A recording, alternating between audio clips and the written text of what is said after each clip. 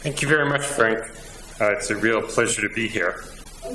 Okay, so we're going to be speaking about COPD in the elderly, and I'm going to try to leave lots of room for questions at the end. The objectives of the talk are going to be to discuss the current epidemiology and understanding of our pathophysiology of COPD, but I'll specifically be focusing on the elderly. So we'll discuss morbidity in later life and the impact of COPD on physical and social functioning in elderly patients. And we'll try to illustrate the best practices for COPD assessment and management in older people. So I'll try to keep this very focused towards geriatrics if I can. It's not too hard to focus COPD in geriatrics because, as most of you know, COPD is a disease that hits mostly advanced middle-aged and elderly patients. Now, whenever you talk about a disease, you have to start with the definition. This is the GOLD guideline stands for Global Obstructive Lung Disease Guidelines. This is the world guideline in COPD, and it's updated every year. And if you want to find it, you can just go on the web and search GOLD. And after you get Google through Fort Knox and all that, you'll find GOLD guidelines for COPD. So COPD is a common preventable, not reversible, preventable and treatable disease, and it's characterized by persistent respiratory symptoms, that is usually shortness of breath and cough, as well as airflow limitation that's due to airway and alveolar abnormalities, and it's usually caused by some exposure to a noxious substance, usually cigarette smoke or indoor air cooking fumes or something else that disturbs the homeostasis of the lung.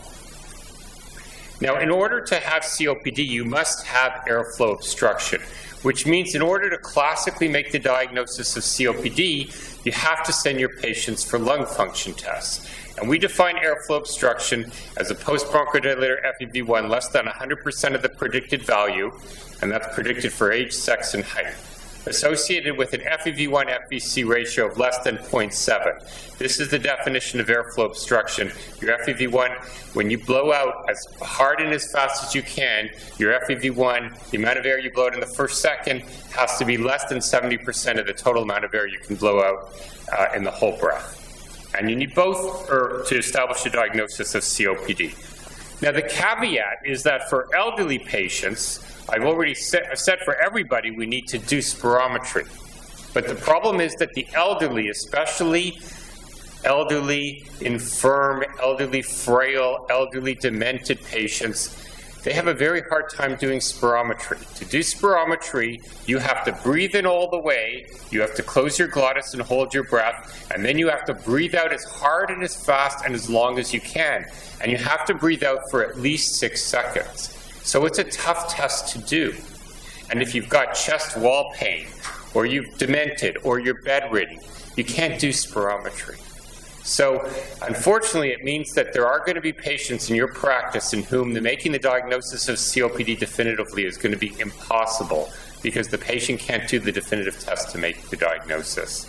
And I guess as geriatricians or as pulmonologists, we have to live with that. And sometimes you just got to make a diagnosis of COPD based on clinical grounds, although that's clearly not ideal. So the message is, order spirometry in everybody who suspects COPD, but don't order it in someone who can't cooperate with the test or someone who isn't physically well enough to do a hard blow for at least 6 seconds. Now, this is the classic progression of COPD. So what you can see on this curve here is that at 25, we all achieve our maximal predicted lung function. We're at our peak at 25. Unfortunately, after the age of 25, we all decline in a slow and progressive fashion, and some of us seem to decline faster than others, and I'm still trying to figure out why I'm declining, and my hairline and everything else is going down much quicker than my peers. But what happens here is that you decline your lung function by about 25 mils per year. In other words, after age 25, we all follow this black line.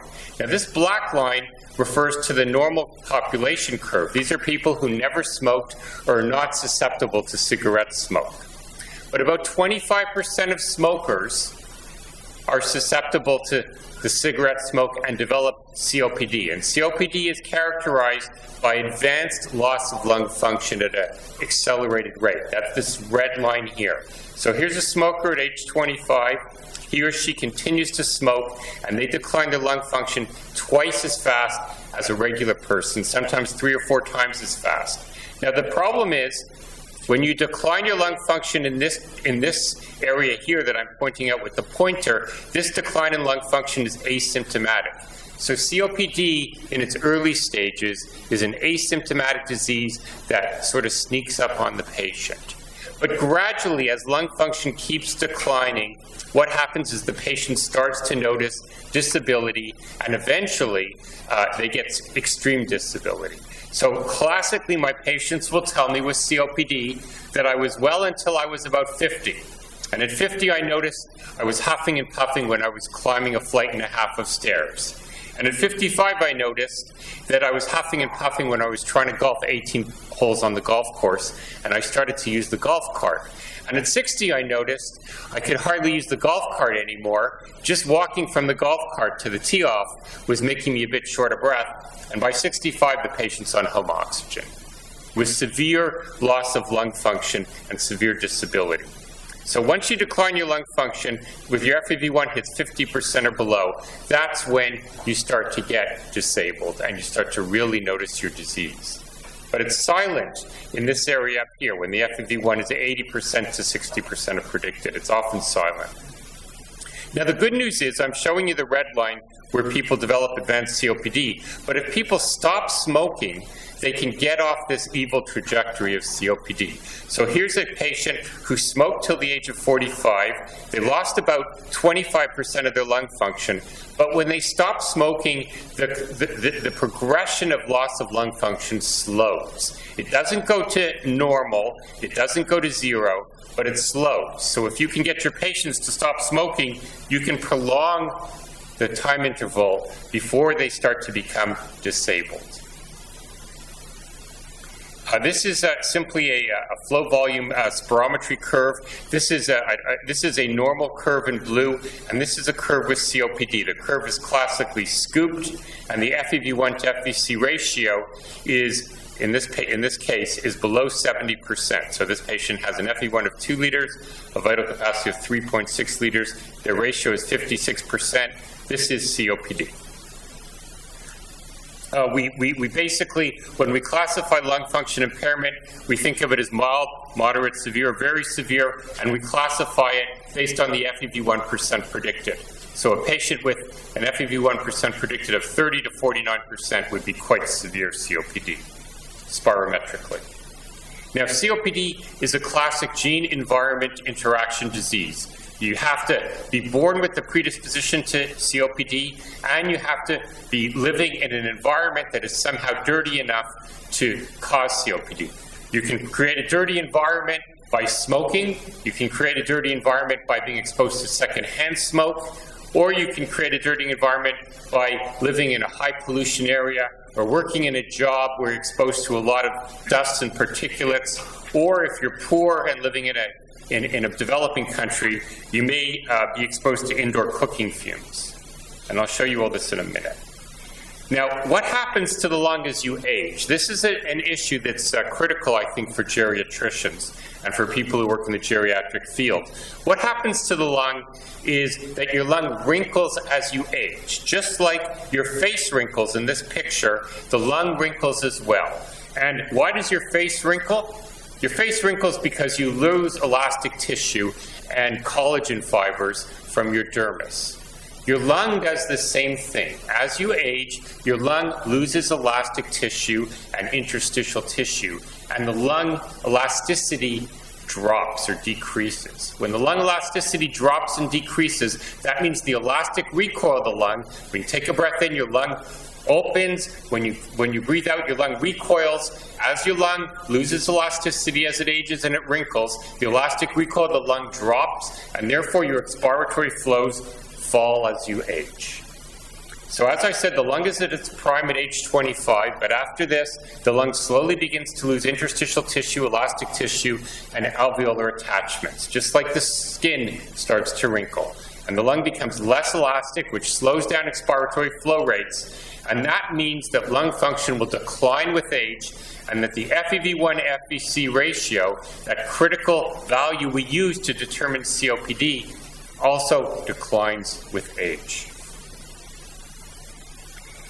Why does the lung age? Well, aging is thought to result from the accumulation of unrepaired cellular and molecular DNA damage.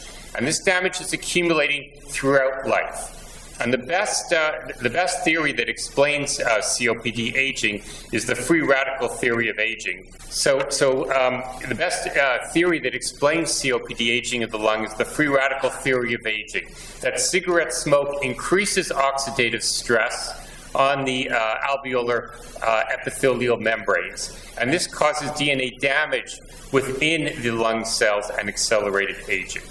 So COPD can actually be viewed as a disease of accelerated lung aging, where you have cigarette smoke or noxious environmental agents that are causing damage to the DNA within the lung and accelerating aging within the lung, and also accelerating loss of elastic and fibrous tissue within the lung.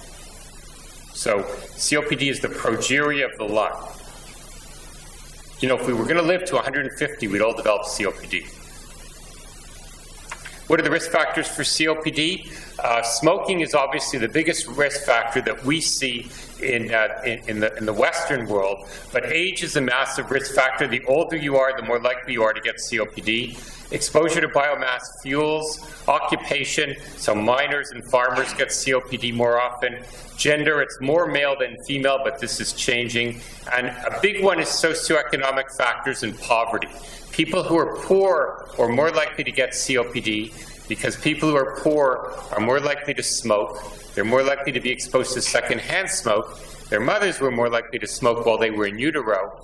And they're also more likely to work in dirty occupations like mining or potentially farming or occupations like that. Now, early smoking is obviously a massive risk factor for COPD. Apparently in the third world, cigarette packages are given out free, and young kids take it up early. But exposure to biomass fuels is also a major risk factor, and this is something we don't think about. But if you have patients in your practice who come from developing countries, countries like India or Southeast Asian countries or African countries, they often cook over open fires within the home using biomass fuels, that is animal dung or wood or peat. And this is inside the home. This lady is inside her home, and you can see she's cooking over an open fire. There's not adequate ventilation, and therefore she's being exposed to wood smoke and smoke from this fire throughout the day, and this is clearly a risk factor for COPD. The other thing is, in these developing countries, is who do you think looks after the kids while mom and dad go out to work in the morning? It's the elderly and the grandmoms. And so the little infants are in this house as well, being exposed to secondhand smoke throughout the day as well, which is very bad for lung development. Now, when we think about COPD, it's helpful to think of it as a life course perspective to chronic disease. And if you think of health as a life course perspective, as I told you, this progressive DNA damage and molecular and cellular damage happens throughout life, which eventually leads to chronic disease. And that's what COPD is. It's an oversimplification, however, to think of a single risk factor for most chronic diseases. So smoking is the most important risk factor, but COPD is probably a combination of risk factors that bring on COPD. And I'm going to show you a little bit of important information here. Remember I showed you before that we hit our maximum lung function at 25 and we decline gradually over time. Well, imagine if you're a child who is born premature, or you're a child who is exposed to in utero cigarette smoking and a lot of secondhand cigarette smoking, or you're a child who's exposed to indoor air cooking fumes, or you're a child who gets a bad infection, perhaps with pertussis, in the first year of life, and this stunts lung development. Well, if lung development gets stunted early in life, this child at age 25 will never hit his or her maximum expected lung function. And so instead of getting to the 100% predicted value, this child may only hit a lung function of 60%. Even if this child never smokes a day in his or her life, as they slowly decline with age, they're going to eventually run into COPD. And in fact, studies have now shown, and this is something you probably don't know, that about half of people with COPD follow this route, where they reach maximal lung function age 25 and then they decline precipitously because of smoking. But half of the people and half of the elderly who have COPD actually probably follow this route, where their lung didn't develop in infancy. So COPD is not only a disease of the aging, COPD is a disease of infants. It starts in utero, in fact. If you don't develop your lungs normally in your first 5 years of life, and these are the critical years right over here, if you don't develop your lungs normally, you're going to get COPD when you're elderly. And so it's a whole bunch of things that can cause COPD. Cigarette smoke is a big one, but obviously there's genes, there's indoor and outdoor air pollution, there's prenatal and childhood events, poor nutrition, poor socioeconomic status, and early lung infections. All these things lead to COPD. And of course, the problem is that as unhealthy habits hit other countries, COPD is becoming a major burden in developing and developed countries such as China. China is going to be faced with a massive problem because by the year 2050, there's going to be 430 million elderly people in China, and most of the males in China smoke. And so COPD is a massive epidemic amongst males in China now. So what are the goals of COPD management? The goals are to prevent disease progression, relieve symptoms, improve exercise tolerance and health status, and prevent and treat exacerbations. Ideally, we would reduce mortality and prevent death from COPD. Now, what can we do to do this? The first step in COPD management is going to be patient education and smoking cessation, and then exercise. COPD, unfortunately, is not a disease that we have very good treatments for. As medical professionals, we're relatively incompetent at treating COPD because by the time we see the patient, most of the damage has been done. The lungs have been destroyed, and the horse has sort of left the barn already. So the only thing we can do is try to optimize that patient with lifestyle changes in order to maximize their remaining lung function and maximize their physical capacity. And so it's very unsexy, but those of you who do patient education and disease management, this is the mainstay of treatment for COPD. The only thing we can do to prevent mortality and prevent disease progression is to get a patient to stop smoking. There are no drugs available at this point that will prevent COPD from progressing or prevent people from dying. The only thing we can do to prevent them from dying or getting worse COPD is to get them to stop smoking. And this is a classic study that was actually done in the 1990s called the Lung Health Study, where they took people with early COPD. These were people whose lung function was still 80% of normal. These were middle-aged people, not old. These were people in their 40s and 50s who they found with early COPD. They were all smoking. And they randomized them to quit smoking cessation programs or control.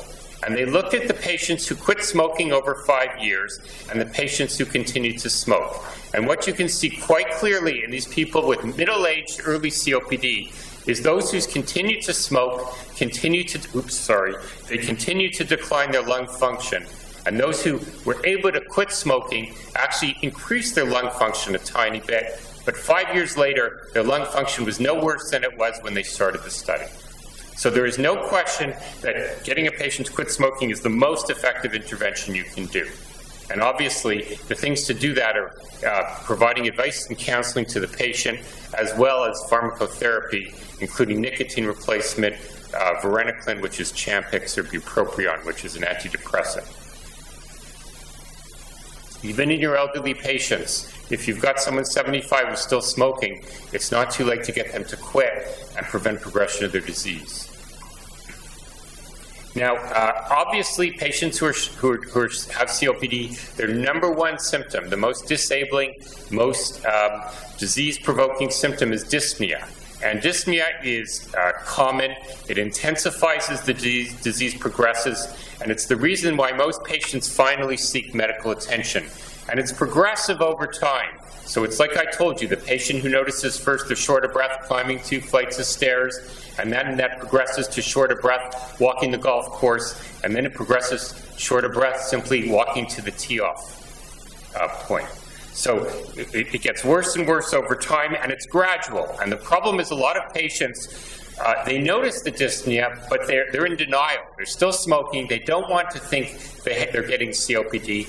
So they ascribe the dyspnea to being unfit or getting old rather than the true cause, which is, of course, development of COPD. And clearly, dyspnea in COPD is a major problem for the elderly because it will directly impact on their quality of life and their ability to function in the community. So you really want to try to modify their lifestyle in order to prevent dyspnea and optimize their management. And dyspnea causes this downward spiral of deconditioning. So the patient notices they're short of breath, they get dyspneic with moderate exertion, and their response to the dyspnea is not to do more and try to get fit. The response to dyspnea is actually to do less. So as they do less and they start abstaining from exercise, they become more deconditioned, and their deconditioning adds to their COPD and makes them more short of breath, and then they do less and they get more short of breath, and then of course by the end of the progression of this downward spiral, they're simply sitting on a couch all day and barely walking other than to go to the bathroom. You really want to prevent this, and the way to prevent this perhaps is to get patients into pulmonary rehabilitation. We have pulmonary rehabilitation programs in Ottawa, and there are a lot of pulmonary rehabilitation programs that have been set up across the Ottawa Valley as well. So there's one in Renfrew, there's one in Cornwall. You should be sending your patients with COPD, if they're short of breath and they're deconditioned, they need to go to pulmonary rehab, because pulmonary rehab is sort of, I describe it to my patients as a total body tune-up. You see a nurse educator, you see a rehab physician, you see a physiotherapist, dietitians, you get a total body tune-up, and most importantly, you get put into an exercise program, which is a structured program and a supervised program where these patients do aerobic exercise at least 3 to 4 times a week, along with some isometric weight training exercise. And if you do this program, you come out as a COPD patient really feeling much more energetic, much less short of breath. The rehab programs will also teach the patients breathing techniques to get them to manage their dyspnea and prevent anxiety. So these are really good programs. The only problem, of course, in this day and age in our medical system is that there is a waiting list to get in. So refer early and try to convince your patients to go to these. The benefits are obvious. They improve health status and they improve functional exercise capacity after the rehab program. This has been shown in trial after trial. So we're going to go into optimal COPD pharmacotherapy for everybody, and then we're going to concentrate in the last half of the talk on optimal COPD pharmacotherapy for the elderly and some of the problems treating COPD in the elderly. Now, these are the Canadian guidelines, which actually haven't changed in the last 10 years, and the guidelines have not really progressed at all. For patients with very mild COPD, which you're almost never going to see, because these people are really not recognized, you can treat them with a short-acting bronchodilator as needed. That's Atrovent or Ventolin. Or in patients who have a little bit more symptoms, you could put them on a long-acting muscarinic antagonist or a long-acting beta agonist. So this would be Spiriva or tiotropium is a LAMA, and a LABA would be something like Ceravent. We almost never see these patients. Most people with COPD have moderate dyspnea or severe dyspnea. For those with moderate dyspnea or severe dyspnea, we divide them into the infrequent exacerbators and the frequent exacerbators. An exacerbation, as most of you know, is when a patient with COPD gets a respiratory infection and they start to have more cough, more dyspnea, more speed and purulence. But dyspnea is the big one. These are acute events. If the patient is an infrequent exacerbator, that is on average less than 2 COPD exacerbations per year, less than 2. You can treat them with either a LAMA or LABA, that is something like tiotropium, Spiriva, or Ceravent, salmeterol, or you can treat them with a LAMA-LABA. LAMA-LABA is a combination of a long-acting anticholinergic and a long-acting beta agonist. For patients who have moderate or severe dyspnea, who have frequent or severe exacerbations, that is on average 2 or more exacerbations a year, we start with a LAMA-LABA, and then we usually, if they're having exacerbations, put them on triple therapy, which is a LAMA-LABA plus inhaled steroid. Occasionally, if they're failing triple therapy, we'll add another drug. The other drugs you can add, there's a whole bunch. Azithromycin would be one of them, or a PDE4 inhibitor, something called roflumilast, which I don't use very much because of side effects. So long-acting bronchodilator treatments work to some extent for COPD. They open up the airways and they improve airflow. They're not panaceas, they're not amazing drugs. It's not like you'll put a patient on these drugs and they won't be symptomatic, but they'll be a little less symptomatic. And they do prevent exacerbations as well. So in someone with moderate or severe COPD who's got pretty poor lung function, I almost always put them on a LABA-LAMA combination. This is nice because you could use one inhaler instead of 2 separate puffers. And the common LABA-LAMA combinations, I'm giving you the trade names here, just so it's more practical, would be Ultibro or Inoro or Duaclear or Inspialto. Any of these are fine. The only difference is Duaclear is twice daily. Now, if you are going to prescribe an inhaler to a patient, if you just prescribe the inhaler and write them a prescription and tell them to pick it up at their pharmacy, you might as well take $100 and light it on fire and put it in the trash can. Because there is no way that patient is going to know how to take their inhaler, and there's no way that patient is going to take it correctly. So what you need to do as a healthcare practitioner is you have to learn one type of inhaler, just one. Figure out which drugs use that inhaler and keep that inhaler in your office, because you have to show the patient when you write that prescription exactly how to use the inhaler. If you don't do this, you're wasting your time, you're wasting money, and you're not going to make the patient any better. So if there's one thing you learn from this talk, it's you must teach the patient how to use the inhaler. It's not like prescribing a pill where the patient intuitively knows how to take a pill.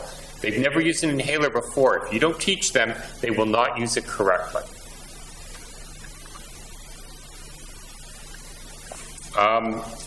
One of the other things we try to do in COPD management is to prevent exacerbations. And patients who average more than 1 exacerbation a year should receive treatment to prevent future exacerbations. What are the things that prevent COPD exacerbations? Again, a lot of this is motherhood, non-rocket science medicine.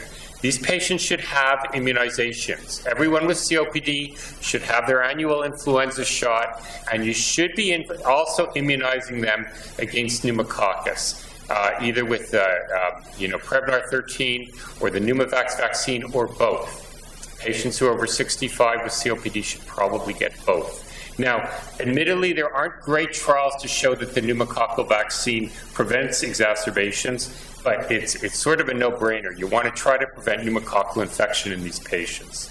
And influenza shots for sure. If they're having frequent exacerbations, we know that ICS-LABA medications such as Advair or Symbicort prevent exacerbations. We also know that tiotropium, Spiriva, prevents exacerbations. And we know that the two in combination, that is triple therapy, an ICS-LABA plus, I keep doing that, an ICS-LABA plus tiotropium will prevent exacerbations. So for patients with frequent exacerbations, we often prescribe triple therapy. A typical triple therapy combination would be something like Advair plus Spiriva. So the Advair is the ICS LABA, that's salmeterol fluticasone, and Spiriva is the LAMA, tiotropium. And basically you get about a 15% reduction in exacerbations if you use the triple versus the double therapies. If a patient is still having frequent exacerbations, despite immunizations, despite quitting smoking, despite being on triple therapy, I'll often treat them with a third drug.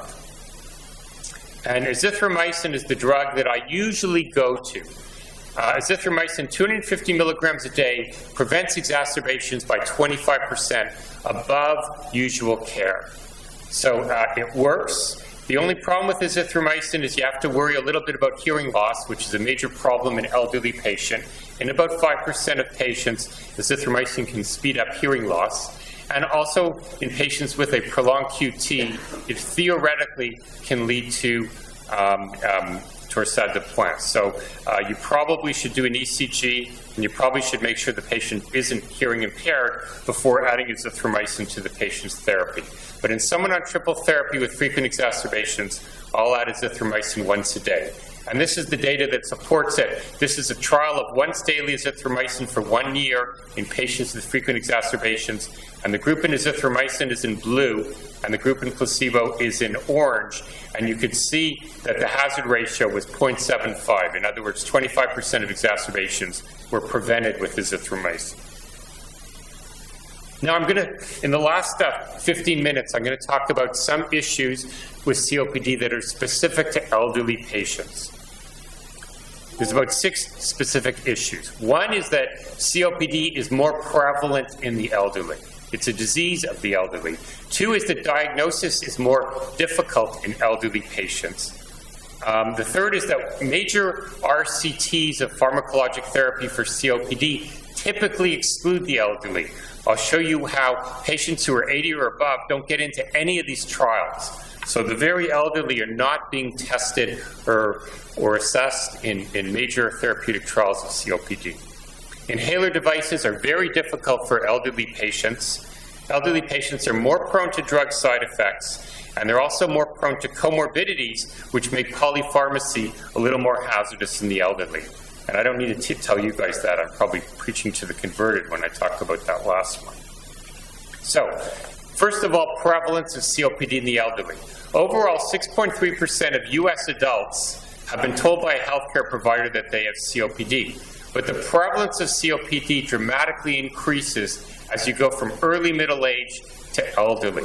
So in those 18 to 44, the prevalence is 3%. But in patients who are 65 and older, people who are 65 and older, 11.6% of the U.S. population 65 or older has COPD. And you have a 2-fold increase in prevalence of COPD for every 10-year increment in age after age 40. So it's a disease of the elderly. And this is a graphic that shows you the percent of the population that reports COPD in men and women at age 45 to 64, and then you could see at 65 plus how the prevalence of COPD gets much higher. Now the good news is, because we've been successful in Canada at preventing smoking and getting people to quit smoking, we're actually seeing declining death rates from COPD. So this is the male this is male 75 or older in red in stippled line here. And what you can see is that deaths from COPD peaked in the early 1990s, but now deaths from COPD are falling in males older than 75. And this simply reflects the fact that fewer males have a history of smoking compared to in the 1990s. Smoking was ubiquitous in the 40s and 50s and 60s in males, and then people started to quit in the late 60s when the Surgeon General's report came out, and now we're seeing the long-term downstream effects of that. So it's good news. Now the only problem here is that when you look at females, 75 and older, death rates are actually still climbing slightly. They've just started to actually plateau and fall now in 2018. Apparently the death rate is no longer climbing, but it was until the mid-2010s. And again, this increasing death rate in women reflects the fact that in the 60s, back in the age of women's lib, women were suddenly empowered to do everything men could do. And so in the early 60s, women took up smoking. And that's why we're seeing death rates that are climbing in the year 2000, because we're seeing the downstream effects of women taking up smoking in the 60s and 70s. The burden of COPD in the elderly is greater than the burden of COPD in young people. And this makes sense. Any chronic disease that hits an elderly patient is probably going to hit them harder because they have less reserve and because they have more comorbidities than younger people. So this is a study from Japan where they took patients with stable COPD. They looked at those older than 75 and those younger than 75. And the patients who were older than 75, for the same degree of lung dysfunction, the same degree of COPD, they reported worse shortness of breath, poorer exercise tolerance, poor activities of daily living, and more severe exacerbations. So COPD hits the elderly worse than it hits young people, and it hits the elderly more frequent than it hits young people. Another problem with the elderly and COPD is that diagnosis of COPD is more difficult in the elderly. I told you to diagnose COPD, you have to do spirometry. You have to get them to blow into a tube as hard and as long and as fast as they can. And frail patients are unable to perform spirometry. So you can't do it in some patients. Or patients with any degree of dementia, if they can't cooperate with the test, don't send them for spirometry. It's not like doing a chest x-ray where you can at least get something. If you can't cooperate, they can't do it.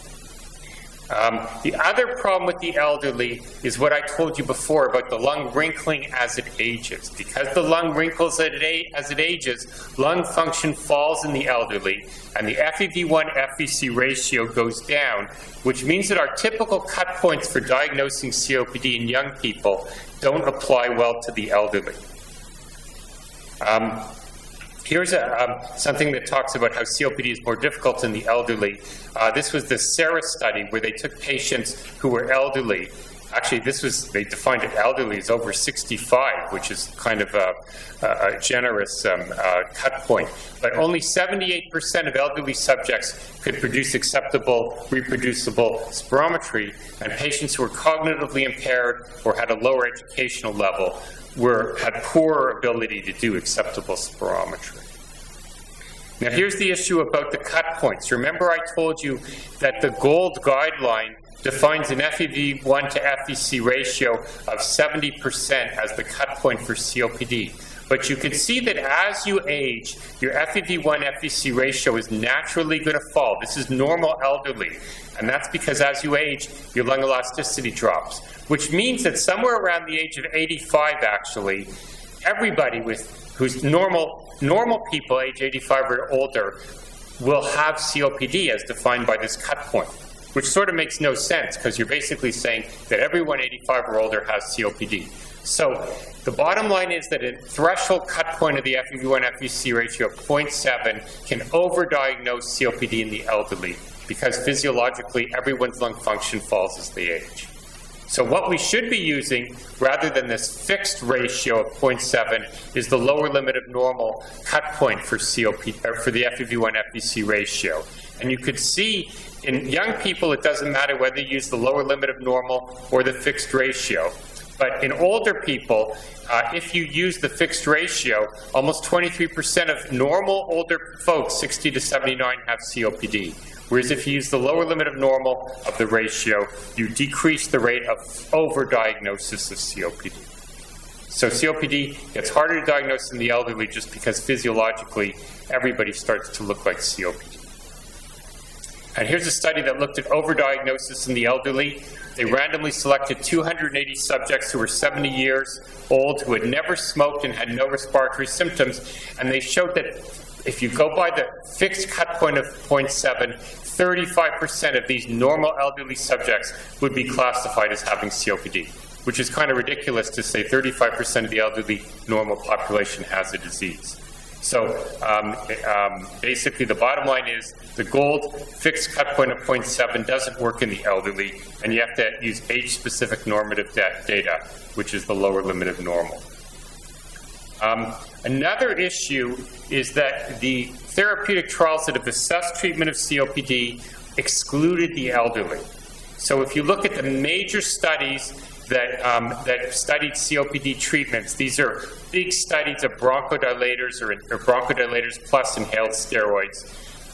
The average age in these three major studies that we base our treatment decisions on was 65. And patients with comorbidities or cognitive impairments or physical limitations were excluded from major COPD trials, and patients who were 80 or older were also excluded, which means that we base our therapeutic decisions for COPD on trials that only study young COPD patients. So we don't even know in frail, old, over 80 patients whether any of these medicines even works.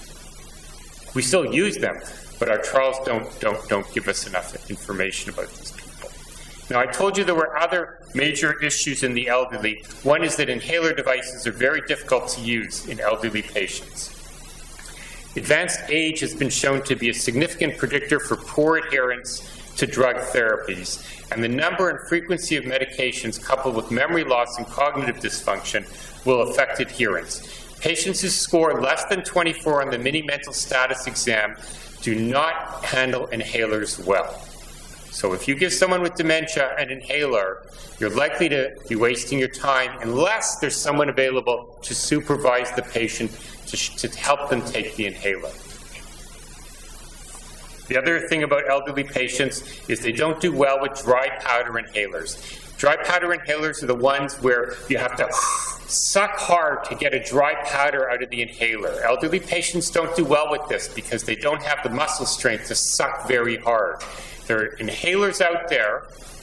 There are these, they're the typical Ventolin-type inhalers that are metered-dose inhalers, and there's a soft mist inhaler that Spiriva or Inspialto comes in. Those inhalers are much easier for the elderly to use because you can just take a nice, gentle breath in. You can even use an aero chamber. Those are much easier than the dry powder inhalers. So in very elderly people with very poor lung function, I avoid the dry powder inhalers, and I stick to the MDIs, the metered dose inhalers, usually with aero chambers. But get someone to watch them do it. Make sure they can do it in your office. Give them a sample, and make sure they can actually use the inhaler before you send them home with the prescription. And I'll skip this in the interest of time. Another issue is medication side effects in the elderly. People are more at risk if they're elderly to side effects from medications. And elderly patients with COPD who use inhaled steroids, this is for sure now proven in multiple trials, they have increased risk of pneumonia. So if you put someone who's elderly on Advair, you may prevent exacerbations, but conversely, you are slightly increasing their risk of pneumonia.